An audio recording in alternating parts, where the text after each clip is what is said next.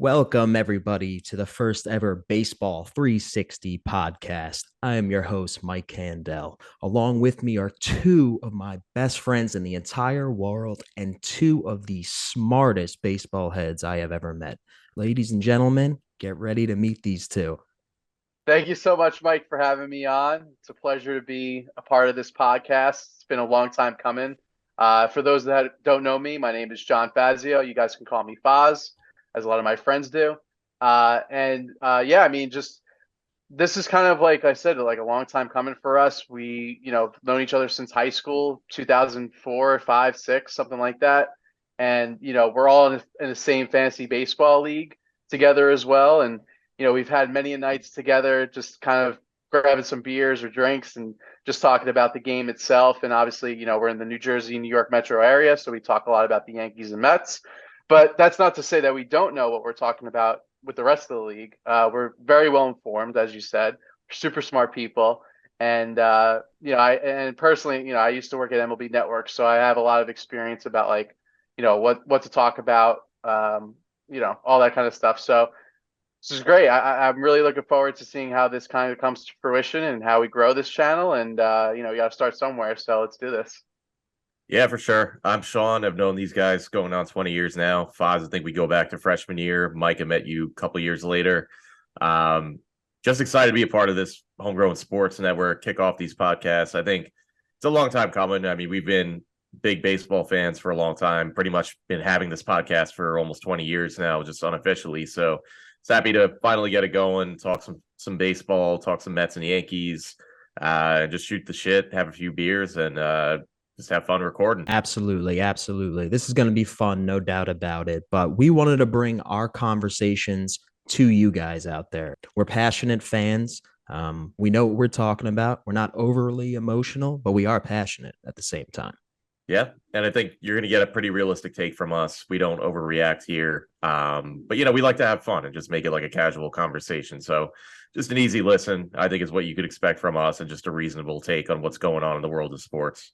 Yeah, and I think, as you guys were kind of saying, like trying to keep it even keel, I think in this world today, especially in media, where like you want to be the first voice to like be out there and like voice an opinion, like in my world, at least in my sports world, like I never really like, especially if a trade goes down, I'm usually not one, especially in the last couple of years, to like react right away.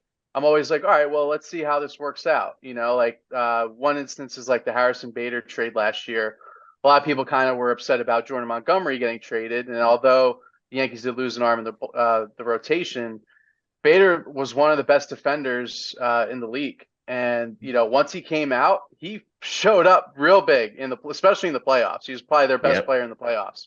They knew Harrison Bader was injured when they made it, and people started freaking out just because Montgomery had a few good starts with the Cardinals right off the bat. Like it's typical of the New York sports media, but that's just how it is. Baseball is a game that requires a lot of patience. Every game requires patience. An entire season requires patience. It's 162 games. You can't live and die with every one. You have to see how things play out over a long sample size. Just kind of going back to like, I want to touch up before we get started, just kind of like how far back we all kind of go with like the game of baseball. Like I could remember when I was like 3 years old watching MSG Network and watching the Yankees on there. And, a lot of that is due to my brother, my older brother. He's a few years older than me. And, he kind of took me under his wing to watch the game, play the game together, obviously in the backyard and stuff like that. And I would say like, that 95 Yankees team, Don Mattingly's last year, he was probably my first player I really looked up to, growing up. And then obviously they won the World Series in 96, which at the time I thought, wow, that's so cool. But now as an adult, I'm like, wow, it's like really a rare instance that a team gets to go so far and win a championship that like you kind of take it for granted, especially in the 90s with those teams. And, obviously you guys being Mets fans, I'm sure it's a much different story. Certainly is. I think Yankee fans themselves forget how hard it is to do what those 90s teams did. Baseball hasn't seen a repeat champion since then. Yeah, it really was a dynasty. Unfortunately. Unfortunately, especially in 2000. Yeah, no, for me, I guess it's kind of similar timing. Like I remember, driving around even before I moved to Jersey, just being really young, like sitting in my dad's Ford Tempo, listening to Hmm. Mike and the Mad Dog and Sports Talk Radio and like the early '90s Mets teams. Didn't really start watching for Yes. myself probably until like 1996, I would say, just based on the players on that team. First favorite Met was Todd Hundley. This is 41 homer season. I was actually pissed off, and they traded for Mike Piazza because it meant Hundley had to move to left field. Got over that pretty quick, but yeah, no. Patience. Been watching the Mets pretty much every game I can ever since. Yeah, same start for me. Riding in my dad's pickup truck. I believe it was a GMC, whatever. But yeah, Mike and the Mad Dog going. Just not just that, but my grandfather, also a huge baseball fan, and every day he would come home with the New York Post, and I would check out the standings and the box scores. That was incredible. I mean, it was around 1998 was my first season getting into baseball. McGuire and Sosa home run race. It got me hook, line, and sinker. All I cared about was home runs, though. That's the only thing in baseball I cared about. So if a guy only had 5 home runs and a 300 average, didn't care. He wasn't good. Obviously, I've grown up when it comes to baseball. Now I like things like working accounts, laying down a bunt, stealing a base, old man stuff. It's funny you mentioned box scores too, because I feel like that's something a lot of the younger generation missed out on. For me, it was the Asbury Park Press for those Ooh, in Central Jersey. fine Um, publication. yeah, yeah. It was like a ritual where you just get the newspaper before school, rip it open, and go right to the sports section, and just see like baseball standings from the day, who's hitting where. Like you said, home runs were big, obviously at the time. That commercial with Greg Maddux and John, or was it Greg Maddux and uh, who John else? Smoltz. Was it John Smoltz? I thought it was somebody Oh no, else. Tom Glavine. Tom Yeah, Glavine. yeah, yeah. It was Glavine. Yeah, yeah, yeah. Where the chicks dig the long ball. That's one of my That was a favorite good baseball one. commercials. I should know who's in there if it was one of my favorites. But in any case, yeah, just kind of reminiscing of like, missing that kind of ritual. It's like it's an old man kind of thing. But now, we got phones and computers to easily look up whatever we want at any given notice. Thank Yeah, I still goodness. look up Thank the box goodness. scores just digitally.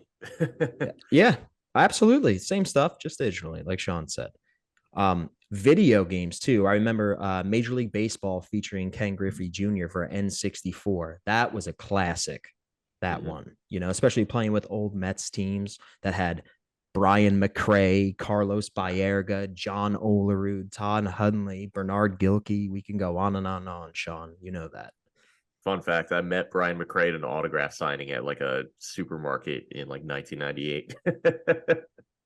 98, baby, 98. Great. Good Yeah, I year. think I think I had the Super Nintendo Ken Griffey game where like every like player's name was in reference to the city they played for. Uh yeah, it was I have to like really look into that, but like I think there was like a guy that his name was like Big Apple or something like that. It was like all related to like New York and stuff. It's very interesting. But Ken Griffey was the only real player on that game, and he can mash. Yeah, I remember that. I think my first baseball game was probably um I think it was like the Sports Illustrated like baseball and football combined game.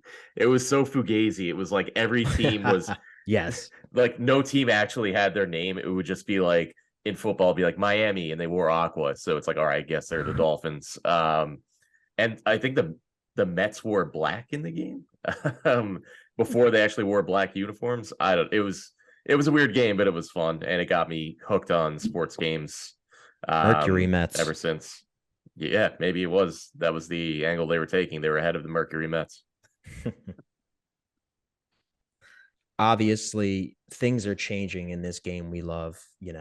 We'll get into that. The pitch clock, bigger bases, even interdivision play cutting down on the amount of games going from 19 to 14, which I think is going to help some teams and quite possibly hurt a few others. Yeah, So, that's like, going to make a major difference for sure. As a fan of a National League East team, I can't say I'm upset about it. Although it does mean some less fun matchups, but I'll take playing some of the rest of the National League over playing, and especially some of the shittier teams in the AL Central and West over playing the Phillies and Braves and even the Marlins nonstop. Also, too, like if you're a fan and you like to travel to other cities to watch your team play, you're going to be able to do that. Yeah. No, it So does it create does open that up. opportunities. I just hope it doesn't get in the way of like those fun rivalries, especially towards the end of the season when you get towards September. Like I really do hope they stacked a lot of those divisional matchups towards the end of the I season. think they did. I Nice. think they did. That'll be good. So we're not playing like the A's in like the last week of the season or something. Yeah. Yeah, I'm just taking a quick look at the like last weekend of the season, just to kind of see what's going on. For the most part, it looks like there's a lot of rivalry matchups happening. Phillies are playing the Mets the last week of the season. Red Sox, Orioles, Dodgers, Giants. That'll be a big matchup for sure.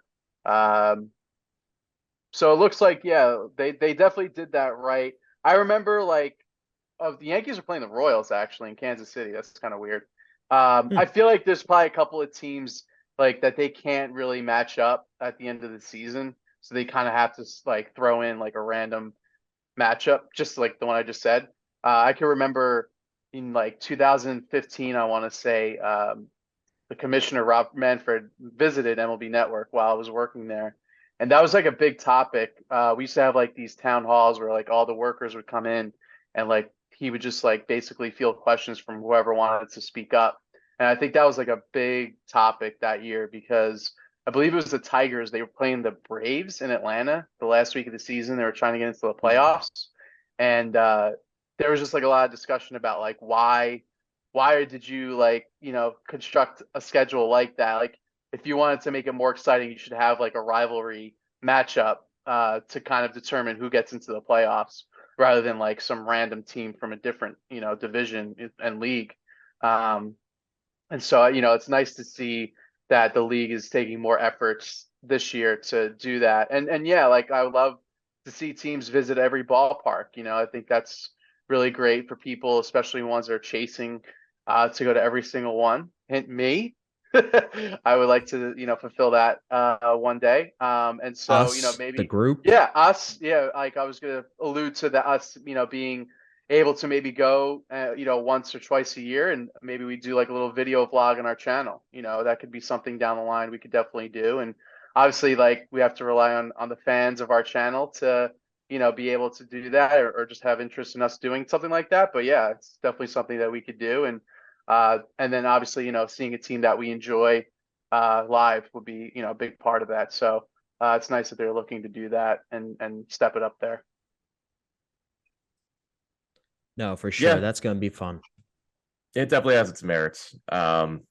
Like you said, it'll be fun. The idea that I could be like, all right, let me plan a trip to LA and I can go see the Mets while they're out there if I plan accordingly, or basically wherever. So there's definitely some fun to it. You get to see more different players. It's got its benefits. Just hope that they did right by the teams and that come September, we got some hot divisional matchups.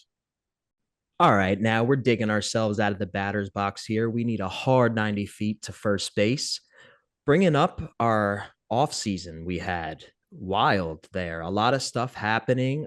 It seemed like every day there up until about Christmas, I would say, until the Carlos Correa fiasco happened. And then things came to a screeching halt.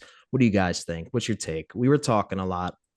Yeah, the Carlos Correa saga, as we like to call it, was quite the doozy. And I mean, for you guys, especially being Mets fans, uh, quite an emotional roller coaster. And Sean, I would love to hear like your side of it for sure. Just like what your initial thoughts were when the Giants just all of a sudden fell out of it, then the Mets scooped him up, and then all of a sudden now he's not on the team anymore. I think it was just really unexpected from the get-go. Even before he signed with the Giants, it was like a random weeknight late. News broke on Mets Twitter that they were one of the contenders to get him, which kind of came out of nowhere because they weren't really in the conversation before that. It just seemed like out of nowhere, Steve Cohen developed this interest in bringing Carlos Correa here, the Mets were really serious about it, to the point where people were kind of questioning, like, well, are they really in it? Is this just Boris using the Mets to leverage the Giants to get a better offer? And apparently they were right there. The Giants made him that better offer. He took it. And then obviously it fell through the contract or with the physical. The Mets were right there, swooped in that next day, right after that fell through, or that same night, I should say. It was just really wild. And like, I think as a fan, like personally, I've never been a big fan of Carlos Correa. I think what he brings to the table is you can't deny. He's one of the best shortstops in the game. I think MLB Network ranked him number 2 this year behind Trey Turner. You can't doubt what he can do offensively and even defensively when he's healthy. Health has been a question mark for him. So it was tricky. Well, yeah, I was going to allude to, Giants fans really kind of went through a shitstorm this offseason. And, my man Arson Judge, for what, 8 minutes, was a San Francisco Giant. Shout out to John Heyman, of course. And then, yeah, I mean, when I first heard that, I didn't believe it. Like, I think it's just one of those things where, like, as a Yankee fan, it's like kind of delusional. Like, this isn't happening. Like, there's no way he's signing with another team. And then, like, obviously, within 10 minutes, the story and the report got retracted. And, Heyman was just kind of left in the hall there by himself, looking at his cell phone, like, what did I just do? And then, yeah, obviously, like a few weeks later, the Yankees came in. They had a really serious conversation. I think Hal Steinbrenner was actually in Italy when he talked to Judge and was like, we need you on the team. Like you are like the face of the franchise. We can't let you get away. And on top of that, we're going to make you captain of the team, which I felt like that was probably the icing on the cake for Judge personally. I think, just looking through the list, and there's some really random guys that were captains of the Yankees way back in the day. But like, obviously like the last 30 or 40 years, it's like a special honor to get that. And I just felt like the whole time, the whole offseason, that was what was going to make him come back, was that C on his chest. And they did, look, it was a lot of money, but the Yankees got the money. So it's not my money. Might as well go, spend it on somebody that is exciting, is one of the best players in the game. And it's hard to pass it up. And, obviously with his height and with his weight and his stature, like there is a little more risk of injury for sure, but hopefully there'll be plenty of years to come where he's chasing those home runs and really just stepping up offensively and hopefully get a ring. I think Aaron Judge honestly was the biggest signing of the offseason, regardless of the fact that he just re-signed with the Yankees. If you take him out of that lineup, what are you really looking at? So in those 8 minutes where it looked like the Giants had signed him, I was looking at the Yankees and just kind of saying, like, this team's fallen off, like that they're not going to compete this year. That's it. Like either the Rays or Blue Jays are going to step up and take that division. You remove him from that lineup and they're nothing. So I think it was essential to bring him back. I think it was the only move they could make. And yeah, well, ultimately played out in their favor. I think it forced their hand. He bet on himself and he got the contract he wanted. So yeah, I think ultimately he ended up in the best place possible, and it was something the Yankees needed to do. If you take him out of the lineup, like there's a chance they don't make the playoffs. And, you have to think of a perfect scenario. Like Giancarlo Stanton, he's not going to be there the whole season. He's going to have his injuries. He's never been. He's going to be up and down all year. Right. And like he has shown up in the playoffs. So give him that, especially when they had that COVID playoff series against the Rays, even though they lost, he was dominating. He always dominates in that ballpark too, even going to the WBC as well.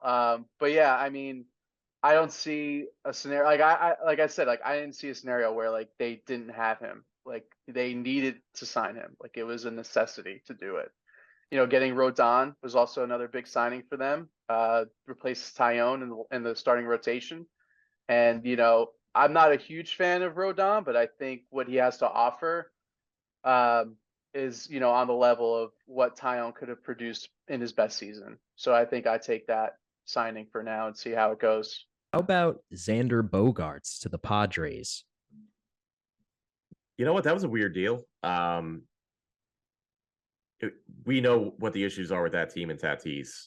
Obviously, we know he's moving positions for it, but it just seemed like a bit of a kind of out of left field. The Red Sox to let him go after trading Mookie Betts, obviously that really forced their hand to bring back Devers on that extension.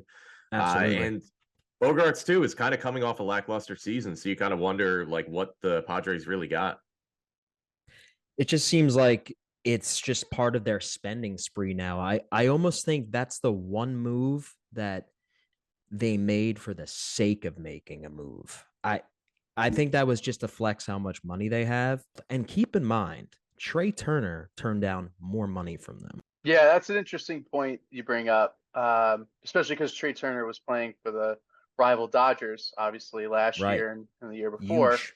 So you would think like he had knowledge of like, oh, this team is really like going for it. And, I will say I got to give AJ Preller a lot of credit for, actually investing in Major League Baseball team, similar to what, Steve Cohen's doing. They generally love the game of baseball. They want to see their team succeed. They're not penny pinching assholes like the guys in Pittsburgh, trying to like trying to get like what peanuts to get players to play for them and like obviously use their crop system, but you can only go so far doing that. And speaking of the Pirates, trying to get Andrew McCutchen back on like a little contract to kind of keep the fans quiet. In any case, yeah, we can go on and on about that. But I think with the Padres and especially the Xander Bogart signing, I think it just really adds to their arsenal. I think upside is what they're banking on, and with their offense, you got to hope again that everyone's healthy, and if they show up, then they're probably going to be one of my favorite picks this year. But obviously, health is a big concern for that whole team, not just Xander. No, they're no doubt stacked. I think they have enough guys where even if one of them falters, they got enough bats to make some noise in the NL West this year. I don't think the Dodgers got any better in the offseason. So if anything, it'll be more competitive out there. And really, I'm glad we're talking about the Padres because just with the news the other day that they were signing Machado to that long-term deal after handing out all this money to Bogarts. And now apparently they're looking to bring in or to re-sign Hader and to re-sign even potentially Juan Soto to these long-term deals, which is insane if they have the money to do it. So, I mean, it's kind of crazy that this seemingly small market team is really putting the money where their mouth is and really showing them up and making them look bad. But I kind of love it. As a Mets fan, I do hate that we could be in a world where, Machado and Juan Soto don't go to free agency. But, as a baseball fan, I think it's good for the sport. The last thing I wanted to talk about, the offseason, and, we alluded to him before, but I just want to kind of go into a little more detail, is Trey Turner signing with the Phillies. As you guys know, the Phillies made the World Series last year, a bit of a surprise. And especially, I was shocked that they actually made it because they were no hit by the Astros, like a couple days before the playoffs started. I thought for sure That's right, they were. That game was just going to take the wind out of their sails and be like, oh, we're happy we're making it, and we'll not get knocked out in the first round. But that did not happen at all. They were complete hacks in the regular season. It's really crazy that they had the run they did in the playoffs, to be honest. And I think they got a lot better with the Trey Turner signing. I'll be honest, I think that fits their lineup really well. They already have really good starting pitching. You add him to that lineup, and all of a sudden they're legit scary, almost as scary as the Braves, to be I was honest. going to say my fantasy team is going to love it. Nobody cares about your fantasy team. Any other underrated free agent signings? Good question. I mean, you know what? I know you brought up Abreu, Mike, and I was like, I don't know if I want Abreu. But you know what? I kind of regret saying that. I feel like the Astros got him for relatively nothing, and they brought back Michael Brantley. So I think those are probably two of the best under the radar signings there are. Like that lineup just got even better. Abreu was like one of the first signings too. I mean, does that lineup need another professional hitter like Jose Abreu? It doesn't need one, but it's fucking got one. Yeah, the Astros are just gonna wreak havoc in Major League Baseball this year. Again, I don't foresee them slowing down. I think honestly they're gonna put their foot on the gas this year. and just go. I do want to say another signing I thought was a little kind of underrated, not terribly super far down the list, but Wilson Contreras going to the Cardinals. I think that was a Yeah. great signing for them.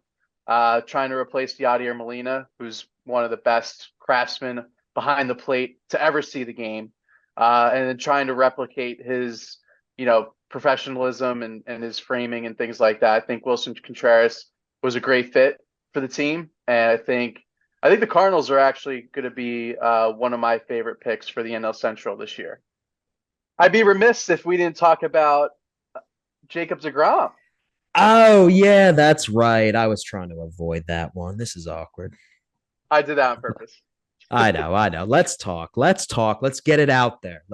We're going to get it out there, and then that's it. No more talking about it. Sean? Oof. I mean, that night when the news broke, I honestly, I really thought he was coming back to the Mets. I didn't think there was any way they would let him go. Obviously there's the concerns there of the injuries the last few years. We know what he can do when he's healthy, and he's a literal baseball god when he's healthy. So, and obviously, personally my favorite player. So really tough to see him go. That whole weekend, it was like somebody shot my cat. Like I was in the worst mood. But after that, you just got to look at what the Rangers gave him. It was an offer the Mets really couldn't replicate. 5 years, 185 mil is insane for a guy that's missed that much time the last few years. The Mets made him a pretty fair offer at 3 years and 120. Pretty similar to what they gave Scherzer last year. It's just, plus he's going to a state where he's not paying income tax too. So it's just that much more that he's getting from the Rangers that the Mets, that the Mets weren't going to guarantee him. So you know what? It's one of the situations there's nothing they could really do. They ultimately let him go to another team, and they replaced him with the best pitcher on the market. So, but you can't really be too mad. There's concerns about Verlander and his age for sure, but I mean, he's coming off a Cy Young. He was healthy last year. They're trying to win right now. That was the move to make. Yeah, for sure. He's a leader, a great pitcher, and honestly, sucked to lose DeGrom. But as soon as we got Verlander, it's like, all right, it's that hole's fixed. My take on DeGrom here. So when you really want to leave a party, but you got to say goodbye to the host. Jacob deGrom is the guy who doesn't even say goodbye to the host. He's like, I'm getting the hell out of here. He couldn't wait to leave New York. It wasn't an Irish exit. There's conflicting reports. Him saying it wasn't anything personal about New York. It was purely about the money. The reports out there from some of the beat writers in New York saying he never liked the COVID rules in New York. He wanted to be closer to his home. I think he's from Jacksonville area in Florida, so he's semi closer there. I mean, who knows what the truth is? Maybe we'll find out one day. But based on the money alone, I get why he would want to leave. I want to mention one more guy in the offseason, and we can move on. And it was probably one of the more shocking numbers that I've seen, only because this team spent the most amount of money in free agency in their history. And we're talking about the Chicago White Sox signing Andrew Benintendi to a $75 million contract, the largest in franchise history. I was floored when you sent me that, Mike. I couldn't believe it when I saw it. It's really unbelievable that a franchise like that has never given out a bigger contract. I feel like I've seen it on the bottom line a couple of times that they've given out contracts of that nature or larger. So, yeah, I don't know. That was strange. We actually have a little inside joke between us with the White Sox, especially their moves, and they basically make dinky deals that don't do dick. Their owner is a complete fucking clown. I'm just going to say that right now. He's one of the idiots who didn't want Steve Cohen coming into the league because he knew he's going to have to open up his checkbook too at some point. And we're seeing it now where he's getting called out. Teams like the Padres are spending, supposed small market teams. You're in Chicago, man. You've got a storied franchise here. You better spend. I mean, you guys had a window to win. You pretty much fucked that up by not spending to support what you had. And yet they're just a run-of-the-mill team in the AL Central now. And they've won the most forgettable World Series in 2005 as well. So it's not Oh like yeah, they don't have success. the National League Astros, for crying out loud. I just ugh, White Sox. Okay, everybody, we can't spend the entire podcast at first base. We got to get our butts to second base. So, moving on to our next topic, we have the WBC. Yes, the World Baseball Classic coming up. Takes a little bit of the monotony out of spring training, provides some interesting action-packed baseball for early March. What is your take on this, Fazio? I know you're a big WBC guy. Am I right? Yeah, I like to dabble in the tournament there. I mean, it's nice to kind of break it up because, you'll have games on at 3 in the morning. Not saying I watch those, but it's nice if you're waking up in the middle of the night, turn it on real quick just to kind of see what the score is. And it's like a nice distraction from spring training because, as you guys know, like once spring training starts after a couple weeks, it's like, all right, that's enough. Let's get to the regular season now. Obviously, you can't do that. There's a lot of technicalities there, but the WBC to me kind of breaks up that like wanting of the regular season to start. You got like some competitive baseball going. You got a lot of superstars playing for different teams. And, just looking at the USA schedule, their first matchup is against Great Britain. Who thought they had a baseball team, huh? Baseball powerhouse. Yeah, we unbelievable that roster. Yeah, we took a look at the roster a couple of days ago, like to do a pre-pro, and I was like, Vance Worley, I know him. He's probably going to be their ace on the team. I don't even know if that's true or not, but um, they're really grabbing guys from all different kinds of places in the UK, I guess. And a lot of their players actually are from the United States. I think they just have like a British or English last name, so they claim their country that way, which is, I guess, one way to do it. But I mean, I don't see the U.S. losing to these guys. If they did, it's one of the worst losses in WBC history for the team. And other teams are doing that too. Like we're seeing Team Italy having guys like Cody Bellinger is playing for them, right? Or am I wrong? Maybe not Bellinger. Ooh. Nimmo's playing for them. Matt Harvey's playing for them. So, they've at least got major leaguers. Great Britain has no one. A lot of guys who had a cup of coffee with the Pirates 5 years ago, or a cup of tea, Yeah. rather. Like career minor leaguers left and right. It's going to be a rough squad to watch. Like, God bless him. But I think Team USA is safe, easy first win there on the 11th before they head on to play Mexico. I mean, yeah, outside of the U.S., Dominican Republic, their team is just godly. The guys that they have on the squad are just like, it's like an all-star team in Major League Baseball. It's pretty crazy. Team Japan, obviously they have some major league talent there. They have arguably the best player in the world on that team in Shohei Ohtani, sprinkle in a little Yu Darvish, and a couple of names who escape me right now, but they could be international free agents in the upcoming years. Some couple of pitchers and a couple of hitters. They are going to be exciting to watch for sure. Japan's becoming a powerhouse. I think, when players first started coming to the US, it was hit or miss. Some of them, obviously you had guys like Ichiro, but then you had some guys who had some success here and kind of burnt out. I think lately we're seeing more and more Japanese players come here and really have tremendous careers. Obviously, Shohei Ohtani is the best baseball player on the planet right now.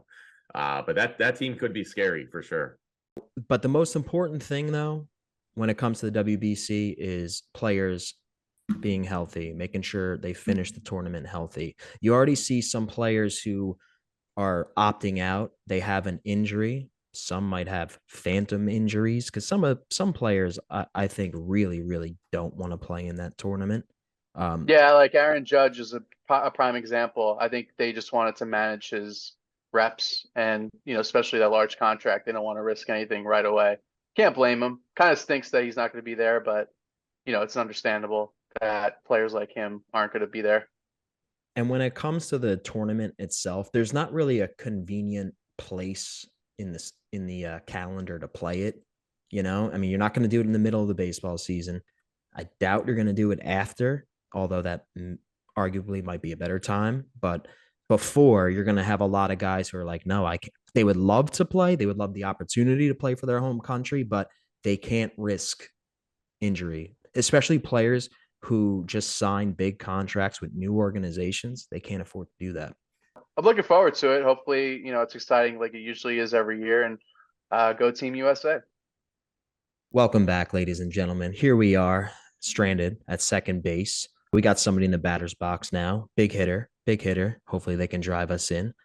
The topic I want to get into is what your thoughts are on spring training so far. Which players have caught your eye? Which ones have disappointed you so far? I know it's spring training, but you still don't like what you're seeing. Maybe there's a pitcher on your team. You don't like what he's doing. Maybe he's not throwing as hard as you would like him to, walking too many batters. Maybe there's just hot young phenom who came out of nowhere. Who do you like so far? Yeah, so my guy Jordan Walker on the St. Louis Cardinals has been mashing so far.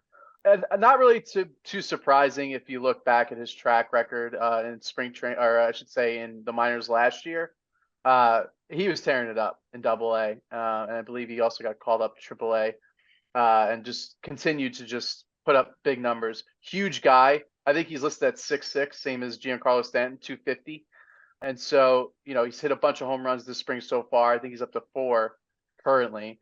He was at 500 up until today's games. I believe he went 0 for 3 against the Mets, including a strikeout against Senga. But there's a lot to like about this guy. I think he's going to be their starting right fielder coming out of spring training, which is a little bit of a surprise because I think they were going to have him start in AAA first, like maybe for the first month or so.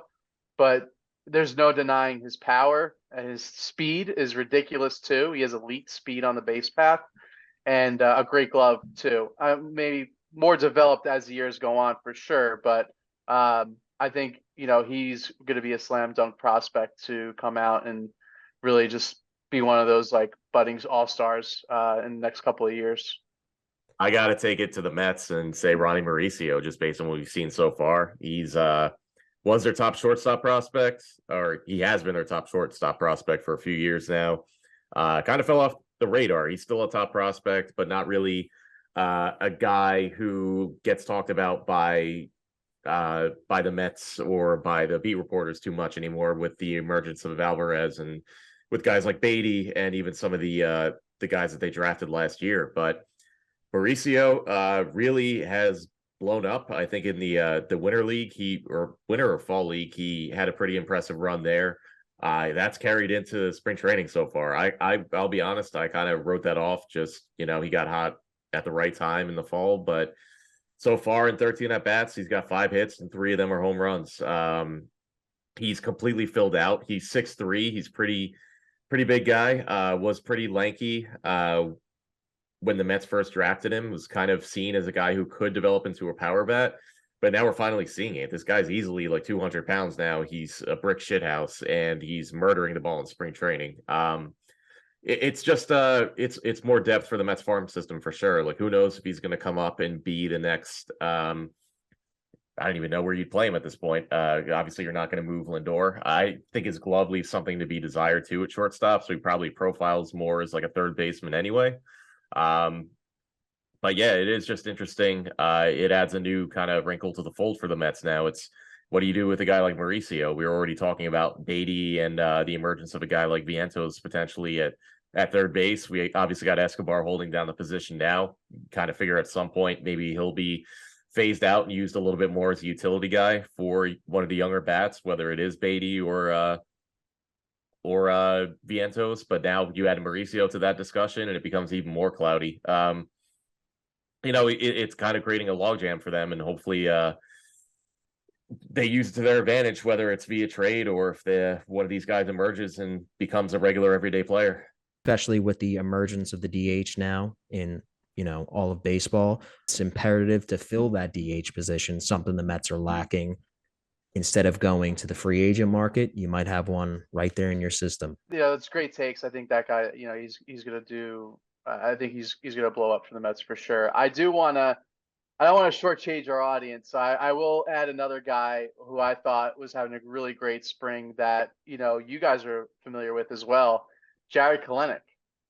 He's actually leading the league in spring training right now with 4 homers.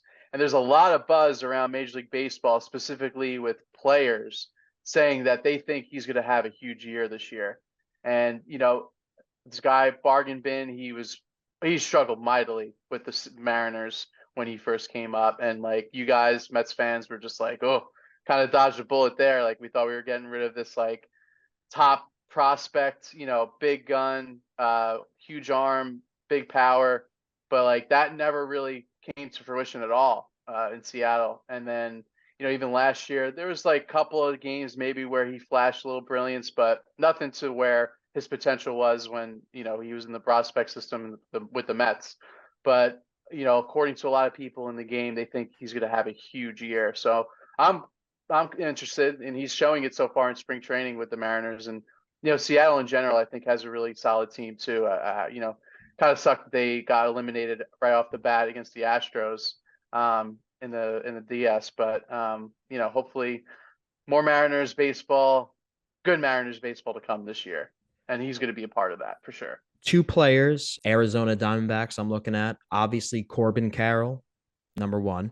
And Gabriel Moreno, the catching prospect they got from the Toronto Blue Jays. I think he's going to start for them right off the bat, if I'm not mistaken. Varsho went out. I mean, he really didn't play a lot of catcher behind the plate, but he was listed as catcher.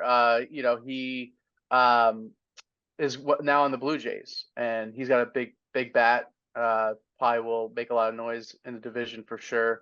Probably give a couple of Yankee games some heartaches. But yeah, I think great call outs to them. I think there are big prospects coming up, and Varsho is an interesting player because he could play catcher and center field, which is wild. Run. Yeah, he can. Yeah, he's nasty. Last year, like really early in the season, I thought the Diamondbacks were going to be terrible.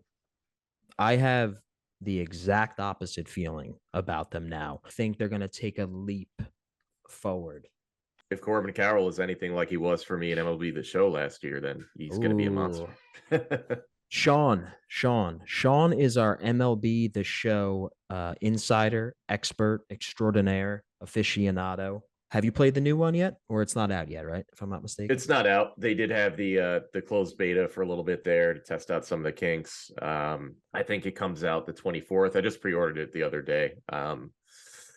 I'm pretty sure early access starts the 24th. So looking forward to that. Been pretty heavily playing it since the pandemic a few years back. Every year, just grinding through Diamond Dynasty. This year should be pretty fun. They're adding the Negro Leagues to it for the first time. So a lot more legends in the game. Or obviously you got some legends already from the Negro Leagues in the game, like Hank Aaron and Jackie Robinson. But now you're getting like potentially like the cool Papa Bells and the Josh Gibsons and the nice. It's Satchel Pages that, we don't even know yet. So definitely opens up the door for a lot more fun legends to use. Should be fun this year. With the rule changes, there's going to be a DH in Diamond Dynasty for the first time. So that's that's always been one thing where, you just haven't had that ability. But now with that, it should be a lot more fun. I have a little prediction too, like, it's talking about like the Negro Leagues being in, MLB The Show, which is long overdue. It's great to kind of see those guys, come to life in video game form. There's I don't want to say a rumor, but just like speculation that there's potential that there could be a baseball game being played in New Jersey, and specifically in Patterson and Hinchliffe Stadium, which was one of the last remaining Negro League stadiums in the United States. And I actually think the New Jersey Jackals, which are an independent league team, are going to be playing there. They used to play at Montclair State, my alma mater. I think they're going to move over there in the future. And so it'd be interesting to see if Major League Baseball actually announces any sort of like event around this stadium in the next couple of years, especially now that, the Negro Leagues are in MLB The Show. I thought there might have been some, little cohesiveness together there. I got a little idea for the network here. What we should do is all three of us should create a player and simulate our road to the shows and see who has the best career, who has the potentially a Hall of Fame career, who had an unlucky career. I think that would be a fun little video montage to make. Yeah. So yeah, Sean, I was gonna say, Sean, set up like the parameters of like how long it should be or like what we should do, and yeah, we can definitely just do like a quick sim of the career. That'd be fun. Yeah, let's do it. Yeah, And if you guys want to get the show, we can get some Diamond Dynasty action going too. There we go. No, I have my Xbox One. I think I still have the Game Pass. I believe it'll be on Game Pass. I'm not 100% sure, but just guessing. It probably will. Yeah, so I'll be able to do that this year for sure. Yeah, sounds like fun. Nice. all right, it looks like we're 90 feet away from home plate, about to score the game-winning run as we discuss the upcoming rule changes as well as WBC coverage. What else do you guys got? So I think, this is a great first episode. I'm really happy to be on with you guys and kind of start this whole evolution of HomeGrown Sports Network. Looking to aim to record once a week. So hopefully we'll be there on your Monday morning commutes to the city or to your work or wherever you're doing on that day. Hopefully you can tune into us and give you guys some entertainment for your day. Sure. Definitely a fun first podcast experience. Looking forward to continuing with these. I think there's going to be a lot to cover the next few weeks before we start the regular season. So just a lot to talk about. Excited for the World Baseball Classic and to chat through it with you guys. Tune into YouTube for the next upcoming episode, as well as Rumble, or you could listen to us on Spotify, Apple, Stitcher, or wherever you listen to your podcasts. Thank you very much for joining us. We'll see you next week.